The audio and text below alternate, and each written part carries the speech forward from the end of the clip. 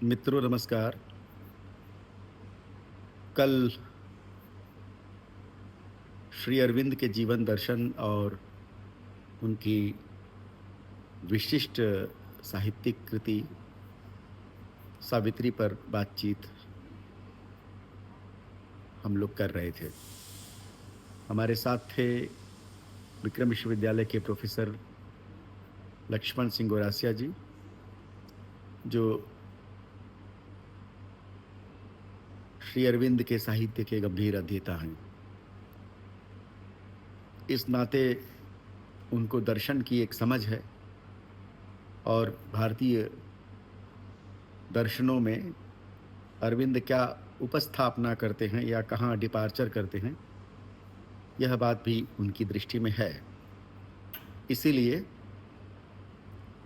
उनके योग को महत्व देते हुए उन्होंने ये कहा कि कविता में उनकी दिलचस्पी अधिक है। यानी योग तो केंद्र में है ही, और उस नज़रिए से ही जब हम अरविंद की कविता को देखते हैं तो कविता का एक सार समझ में आता है या कविता का उद्देश्य समझ में आता है। What can poetry do for a person who is साधक? एक साधक के लिए जो अपने होश को साधना चाहता है, जो अवेयरनेस के रीम में रहना चाहता है, चैतन्य प्रदेश में जो रहना चाहता है, उसके लिए कविता का क्या महत्व हो सकता है? कविता उसे कहाँ ले जा सकती है, कहाँ तक ले जा सकती है? विशेषकर ऐसे उपलब्ध महापुरुषों की कविताएं जिनमें श्री अरविंद एक हैं, तो उनकी कविता एक साधक के लिए कहाँ तक सहयोगी है, क्या पाथेय हमें सौंपती है, क्या उद्देश्य हमें दिखाती है, किन लक्ष्यों की ओर हमें प्रेरित करती है, ये अरविंद की कविता से देखा जा सकता है। प्रोफेसर गौरासिया के मन में ये बात है। ये ठीक उसी तरह से है जैसे कि मध्यकाल के कवियों की कविता को पढ़कर हम भी उस चैतन्य प्रदेश में प्रवेश करते हैं जहाँ मध्यकाल के कवि हमें ले जाना चाहते हैं, चाहे वो साकार की ओर ले जाना चाहें या चाहे निराकार की ओर ले जाना चाहें। कबीर हों, रैदास हों, धर्मदास हों, चरणदास हों, दादू हों, पीपा हों, सुंदरदास हों, रज्जब हों, या सहजोबाई हों, दयाबाई हों, इनकी कविताएं हमें चेतना के एक ऐसे प्रदेश की ओर ले जाती हैं, एक ऐसी यात्रा हमें कराती हैं जहाँ निरंतर यात्राएं हैं, जहाँ अनेक मरुभूमि हैं, अनेक मरुथल हैं। उनको पार कर एक लंबी यात्रा तय करने के बाद कोई नखलिस्तान, ओएसिस हमें दिखाई देता है। कोई ऐसी करुणा जो कुंजवन में छिपी हुई है, उसका राज खुलता है। बहुत दूर चलने के बाद उसका रस अनाकार से उपजा हुआ है, निर्गुण से उपजा हुआ है, निराकार से उपजा हुआ है। वहाँ पकड़ने के लिए खूंटे नहीं हैं, थामने के लिए खंबे नहीं हैं, लटकने के लिए डोरियां भी नहीं हैं। एक विश्वास है, एक प्रेममय हृदय है जो उस पर चलना जानता है और विश्वास के दीप को हाथ में लिए हुए अंधेरे में भी मार्ग तय कर रहा है। निर्गुण संतों के जो स्वप्न हैं वो एक झिलमिलाहट वाली आभा से ग्रस्त हैं। बहुत दूर उनके साथ चलते हुए हम अपने जीवन रस को पाते हैं। बहुत लंबी यात्रा के बाद, थकान भरी यात्रा के बाद हम वहाँ तक पहुँचते हैं। लेकिन जिसकी सूरत लग जाए, जिसकी चेतना में वह मरुभूमि ही कुंजवन बन जाए, तो उसको यात्रा की प्रेरणा मिलती रहती है। वो थकता नहीं है, वो चलता जाता है। रूप, आकार या इंद्रियों के भीतर बनने वाले अनुभव, उनके बिंब, उनकी संवेदनाएं, चाहे कितने भी वो आकर्षक हों, वह ऐसे यात्री को प्रलोभित नहीं कर पाते। वो रुकता नहीं है। वो जानता है कि यह भी उस हिस्से से प्रकट हुआ है जिसे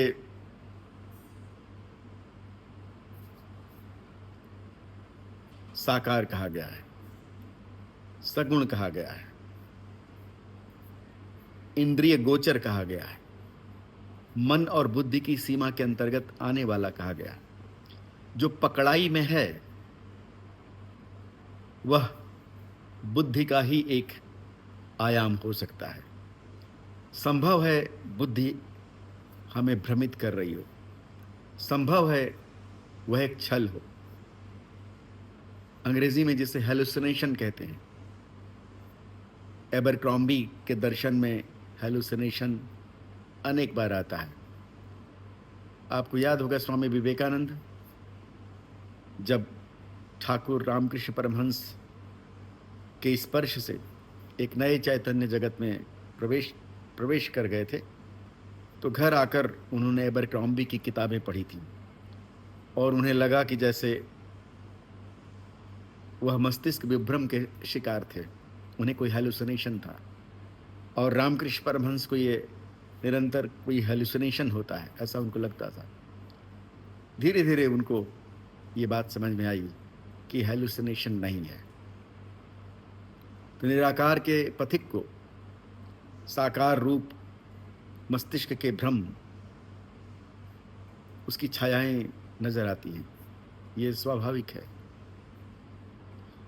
जो साकार के कवि हैं, सगुण के उपासक कवि हैं, वो दूसरे रास्ते से चलते हैं। उनके रास्तों में नीरसता नहीं है। उनकी राह पर छायादार पेड़ लगे हुए हैं, जिनकी छाह में हम चल रहे हैं, विभोर हैं, नाच रहे हैं। जगह जगह जैसे प्याऊ है, हमें पीने को मिल रहा है, कुछ खाने को मिल रहा है। हमारी थकान हरने के लिए कोई जैसे व्यजन डुला रहा। साकार का मार्ग मरुस्थल नहीं है। साकार का मार्ग हरे भरे खेतों के बीच से जाने वाली पगडंडियों की तरह है। कुछ छोटी मोटी कठिनाइयां हैं कभी कभार, जैसे गांव में चलते हुए कभी किसी नाले को उसके भीतर से गुजर कर पार करना पड़े, यदि पुल ना हो तो। कुछ इस तरह की कठिनाइयां वहाँ हैं। लेकिन निराकार की तुलना में, निर्गुण की तुलना में वे कठिनाइयां कम हैं। इसलिए सगुण का मार्ग महायान है, एक बड़ा जहाज है, उस पर अधिकांश लोग सवार हो सकते हैं। सबसे बड़ी समस्या तो यह है कि जो निर्गुण और निराकारवादी है, अनाकारवादी है, वह अपने मस्तिष्क से आकृतियों को सर्वथा मिटा ही नहीं सकता। जब वह निराकार की चेतना में प्रविष्ट होता है, तब भी कोई ना कोई आकार उसे घेरे रहता है। अंधेरा भी यदि दिख रहा है तो वो भी कुछ दृश्य है। यदि शून्यता का अनुभव हो रहा है, बुद्धि की पकड़ में आ रहा है, तो वह भी इंद्रिय गोचर हुआ, इसलिए वह भी निराकार नहीं है। सर्वथा निराकार की कल्पना कर पाना मनुष्य के मस्तिष्क के लिए, उसकी बुद्धि के लिए दुर्गम है, इनएक्सेसिबल है। सर्वथा निराकार को पकड़ लेना, उसको समझ लेना, तदगत हो जाना, यह कठिन है। और इसी कठिनाई को समझते हुए सूरदास ने कहा था, निर्गुण कौन देश को बासी, या मेरो मन अनंत कहाँ सुख पावे, जैसे उड़ी जहाज को पंछी पुनि जहाज पर आवे। जहाज से उड़ा हुआ पंछी दूर दूर क्षितिज की ओर भटक कर अंत में उसी जहाज पर आकर शरण लेता है, ठीक वैसे ही निराकार निर्गुण की उपासना करने वाला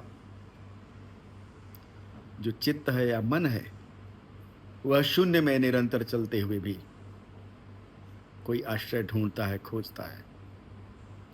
आपने देखा होगा जो निर्गुण मत को मानने वाले मजहब हैं, वो भी ठिकानों के लिए किसी हरे भवन या चबूतरे को खोज ही लेते हैं। सर्वथा निर्गुण, सर्वथा निराकार मनुष्य की मन बुद्धि से परे है। चैतन्य स्वरूप जो अस्तित्व का है, जिसे जाना गया है, बताया गया है, वह आकारों से परे है, आकारातीत है। न वह निराकार है, न वह साकार है। वह न शब्द में है, न निशब्द में है, वह शब्दातीत है। न वह विचार में है, न निर्विचार में है, वह विचारातीत है। विचारातीत, शब्दातीत, आकारातीत होने का अर्थ है कि इनकी हम बात ही नहीं कर सकते। जो ही हम इनकी बात करेंगे, कोई बिंब बनेगा, कोई पुंज बनेगा, कोई आकृति बनेगी, कोई ध्वनि बनेगी, कोई विचार घेर लेगा,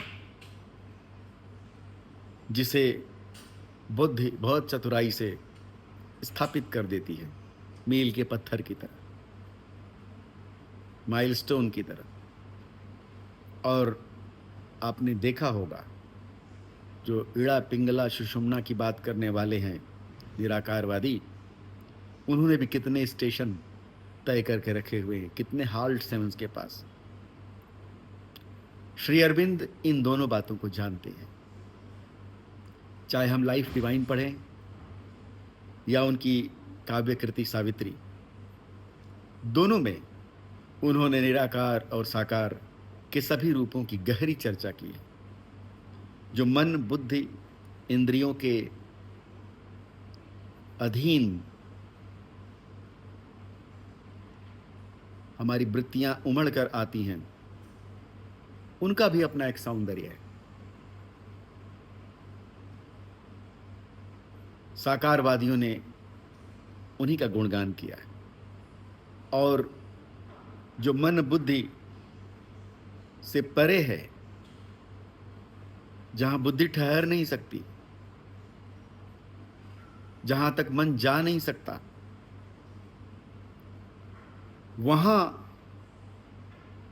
जो हमारी अवेयरनेस अनुभव कर रही होती है, हमारी चैतन्यता जिस दुर्गमता का अनुभव कर रही होती है, भाषा की असफलता के माध्यम से उसे वह सूचित करती जाती है। इसलिए निराकारवादियों ने भी अपने स्टेशन बनाए। बिना स्टेशन के, बिना पड़ाव के, बिना माइलस्टोन के, बिना मील के पत्थर के तो वो भी नहीं चलते। जहाँ सब कुछ शून्य है, वायव है, जहाँ चीज़ें बन ही नहीं सकती, जहाँ खूंटे बंध ही नहीं सकते, जिस अतल जल में कोई लंगर डाला ही नहीं जा सकता, उसकी बात भी कैसे की जाए, उसका दीदार भी कैसे हो, वह दिखे भी तो समझ में कैसे आए, हम उस मंजिल पर पहुंचे हैं इसका भी पता कैसे चले, ये बहुत बड़ी कठिनाई है। श्री अरविंद ने इन दोनों का वर्णन किया है। और जिनकी वृत्ति निराकार और निर्गुणवादी है, जो ज्ञान के रास्ते जाना चाहते हैं, उनके लिए लाइफ डिवाइन एक महाग्रंथ है। उसमें उन्होंने बहुत तफसील से ब्यौरे दिए हैं। जैसे सांख्यिकी आंकड़े होते हैं, उस तरह उन्होंने हर पड़ाव, हर हाल्ट का वर्णन किया है। कहाँ जाकर क्या मिलेगा, मन के कितने अर्थ हो सकते हैं, मन की कितनी परतें हो सकती हैं, कॉन्शियस माइंड क्या है, इल्यूमिन्ड माइंड क्या है, ओवर माइंड क्या है, मन के ही 3 स्तर वहां दिखाई देते हैं। ये सब बहुत डिटेल्ड विवरणों के साथ लाइफ डिवाइन में मिलेगा।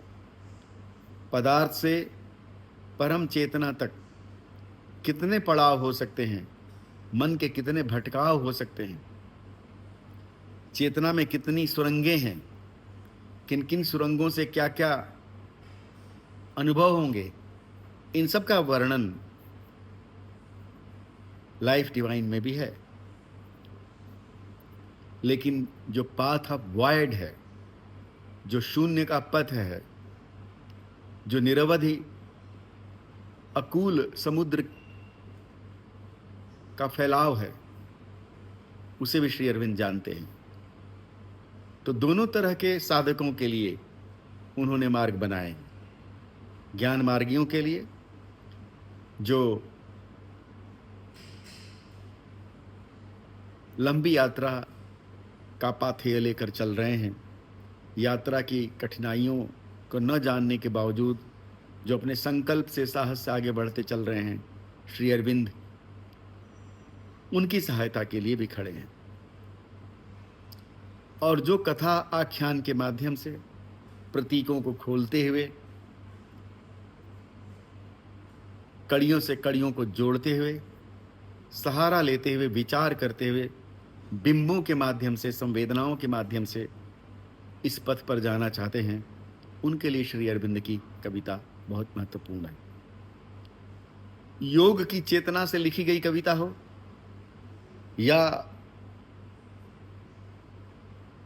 संवेदना के शीर्ष पर पहुंचकर विचारों को शब्द देने की प्रक्रिया हो, ये दोनों रूप श्री अरविंद की कविता में दिखाई देते हैं। इसलिए योग के महत्व को समझकर यदि अरविंद की कविता को पढ़ा जाएगा तो इसमें कोई संदेह नहीं कि वो हमें मन के पार ले जाने में समर्थ है, हमें बिंबों के पार ले जा सकती है, विचारों के पार हमें ले जा सकती है, शब्दों के पार हमें ले जा सकती है, हमें अपने वास्तविक मन की ओर लौटा सकती है। चेतना की तहों में जो गहरे अंधकार हैं, उनसे गुजारते हुए एक छोटे प्रकाश की कंदील हमें सौंप सकती है। निश्चय ही चलना हमें है, श्री अरविंद नहीं चलेंगे, लेकिन एक बुद्ध पुरुष की तरह, एक चैतन्य महापुरुष की तरह वो ऐसे सभी साधकों का मार्गदर्शन करने के लिए तैयार हैं जो उनके मार्ग से आगे बढ़ना चाहता है। उसमें एक और सुविधा है, वो सुविधा ये है कि वहाँ कुछ छोड़ना नहीं है, सभी भागवत चेतना को समर्पित कर देना है। हमारा अहम, हमारा चित्त, हमारा मन, हमारे विचार जब भागवत चेतना को अर्पित हो जाते हैं तो वह जो भगवत्ता की शक्ति है, वह जो भगवत्ता की चेतना है, वो जो गॉडली कॉन्शियसनेस है, जिसको सुप्रा कॉन्शियसनेस, सुप्रा मेंटल बीइंग कहते हैं, वो हमें घेरती है, वो हमें टच करती है और हमारा मार्गदर्शन करती है। फिर हम इस बात के लिए चिंतित नहीं होते कि उस गहन अंधकार में, सूची भेद्य अंधकार में हमारा मार्गदर्शन कौन करेगा, पथ प्रदर्शन कौन करेगा। फिर तो कविता ही हमें रास्ता दिखाती है, फिर तो वही एक योग बन जाती है। अरविंद की कविता काव्य योग है, एक नया मार्ग ईश्वरता की ओर ले जाने का, चैतन्य बनाने का। यदि भक्ति एक मार्ग है, प्रेम एक मार्ग है, योग स्वयं राजयोग विद्या एक मार्ग है, कर्म मार्ग है, ज्ञान भी मार्ग है, ठीक उसी तरह से कविता भी एक मार्ग है। श्री अरविंद कविता को योग से जोड़कर एक काव्य योग नामक नया रसायन मनुष्यता को सौंपते हैं। अभी तक कविता मनुष्य को ज्ञात तरीके से चेतना के उन सोपानों की ओर नहीं ले जा सकी थी जिस तरीके से श्री अरविंद की कविता ले जाती है। इसलिए सावित्री को मंत्रमाला कहा गया है। शब्द उसके माध्यम से हमें घेरते हैं और एक नए अर्थ की ओर ले चलते हैं। हम उन पंक्तियों में डूबते हैं तो अपनी ओर लौटते हैं। उस क्षण में प्रवेश करते हैं जहां एक निरवधि शून्य है, जहां मुझे अपने मैं की तलाश करनी है, जहां हमारा सोया हुआ चैतन्य प्रतीक्षा में लेटा हुआ है, जिसमें एक हलचल होनी है और एक झिलमिलाहट के बाद अंगड़ाई लेकर जैसे कोई उठकर खड़ा हो जाए, ठीक वैसे ही एक गहरी चेतना जो शताब्दियों के सहस्राब्दियों के अंधकार में सोई हुई थी, वह जागकर उठ खड़ी होती है। जब वह उठ खड़ी होती है तभी हमारे असली मैं का जन्म होता है। तभी हम अपने आप को पहली बार समझ पाते हैं, देख पाते हैं। यही है स्वरूप की उपलब्धि। यह बीज विकसित होकर अगर इस बिंदु पर चला आता है तो फिर ब्रह्मांड की सारी शक्तियां लग जाती हैं हमें सफल करने के लिए, हमें आगे ले चलने के लिए। क्योंकि पदार्थ भाव से अतिमानसी भाव तक की यात्रा में जो अनेक पड़ाव हैं, उनमें से एक बड़े पड़ाव को हम पार कर चुके होते हैं। तो श्री अरविंद की कविता योग का एक नया माध्यम है। उस कविता पर सवार होकर हम जा सकते हैं। आपको ध्यान होगा, ओ टू नाइटिंगेल में कीट्स कहता है कि बुलबुल के राज्य तक मैं कविता के पंखों पर आसीन होकर नहीं आ सकूंगा। बाकस के रथ पर चढ़कर भी मैं नहीं आ पाऊंगा।